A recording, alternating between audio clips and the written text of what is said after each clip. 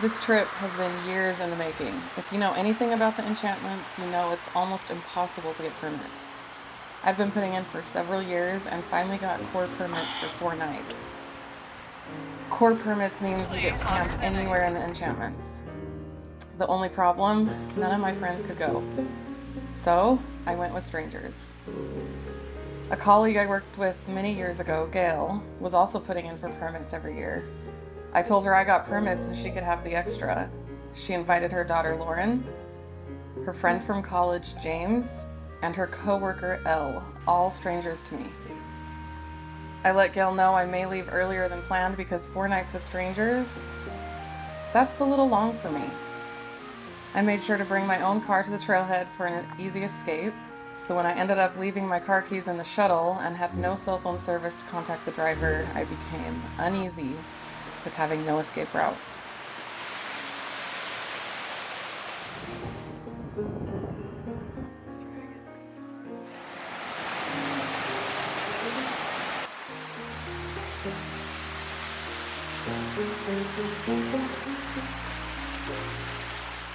Enchantment hikes, day 1. I left my keys somewhere, no idea where they are. Hopefully we can find them soon. Gail was able to use her Garmin to text the shuttle driver. He found the keys and said he'd bring them to my car when I was ready. With that out of the way, I was ready to start enjoying this trip. Well, this is camp. We have to go straight up that in the morning. This is our camp spot for the night. This is where I'm putting my tent. And then maybe one more down there. One here. One there. One there. Waterfall, you see where the creek, the drain comes down? There's a dark patch of rock. Yes. All right. So you're going to cross that stream low down in the brush. And then you're going to cross it. And then you're going to come out of that big kind of open spot in the middle. We're going to go down and around. And you're going to hike along the far side of the stream. And then you're going to cut left. And you're going to go all the way just under the cliff like band. underneath those boulders? All afternoon we stared and contemplated what Aasgard Pass would be like to hike. It's over 2,200 feet of elevation gain in less than a mile, with fully loaded backpacks.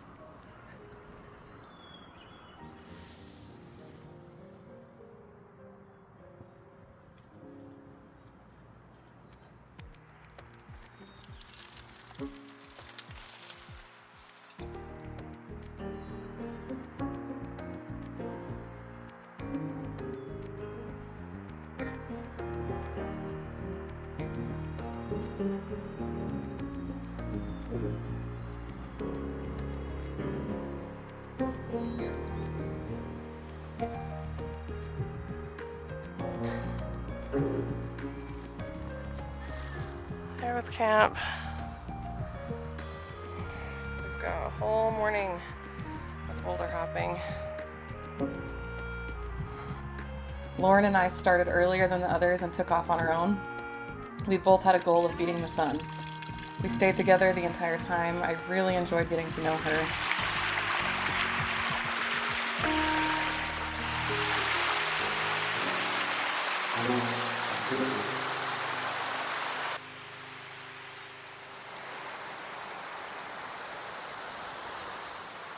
We're doing it.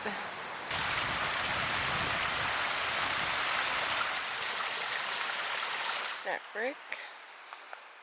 Ooh, the mosquitoes. It took us 4 hours to get to the top, including stops for water, sunscreen, snacks, and photographs of the cute animals. This is the trail we have to take. It's very steep, and there's nowhere to go except straight up to him. Well, that's the trail that he's on. Oh, lovely. Well, Oh, good, he's leaving. Nope, he's going even further on the trail. Will you let us pass?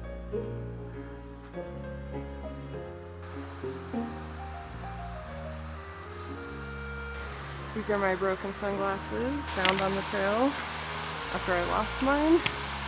So far, so good.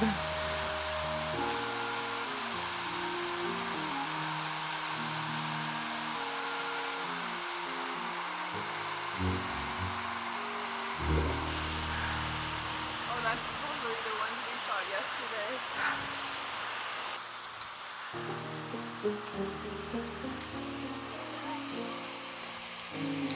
Still not to the top, but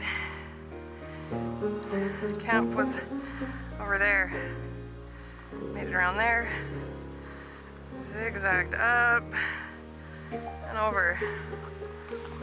Hoping once I get to the top of that, I can see what's next. Still not to the top. We were worried we hit a false summit, but we saw people over there taking pictures down below. So I think that's it, where that person is right now. Uh-huh.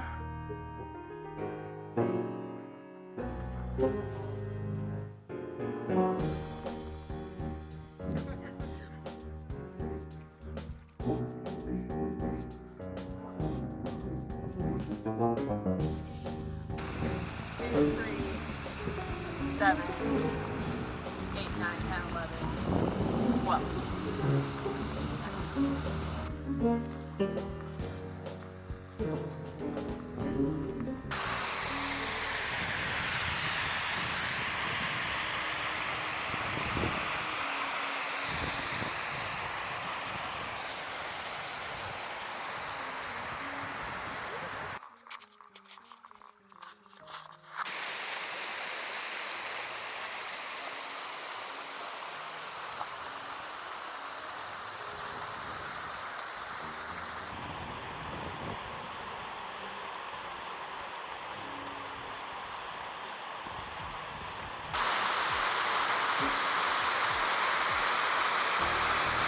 Probably a good campsite. I don't know if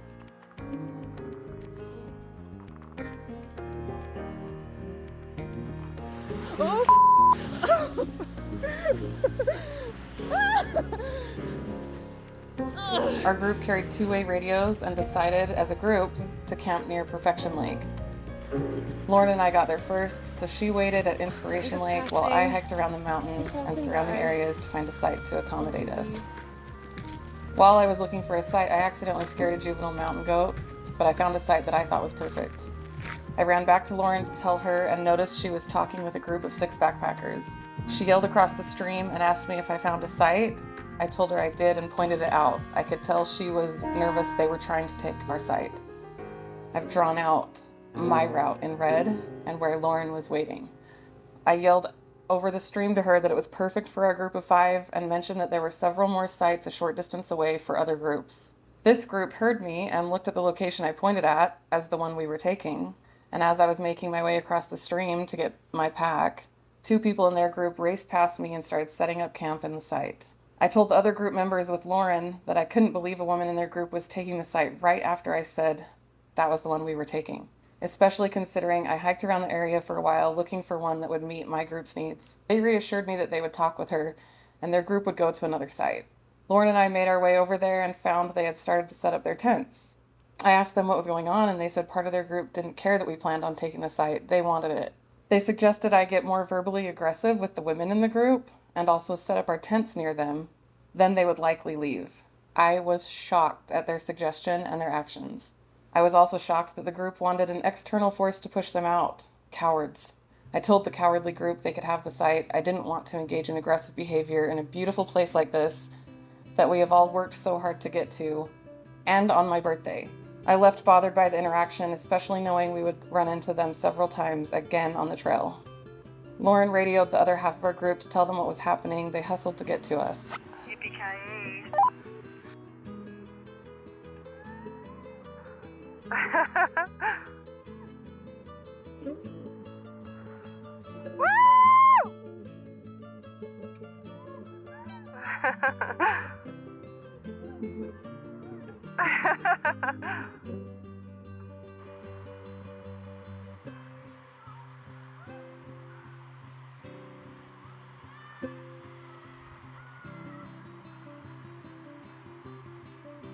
After our group got together and set up camp, we talked about the interaction and how it was bothering me.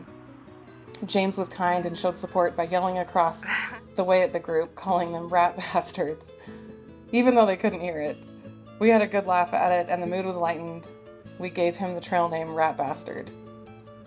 Later that night, they brought me birthday treats and sang happy birthday to me. I didn't get any footage of that. After staying at our camp overnight, we decided it was the better choice of the two camps. We had tree coverage, a great view of both lakes, and privacy.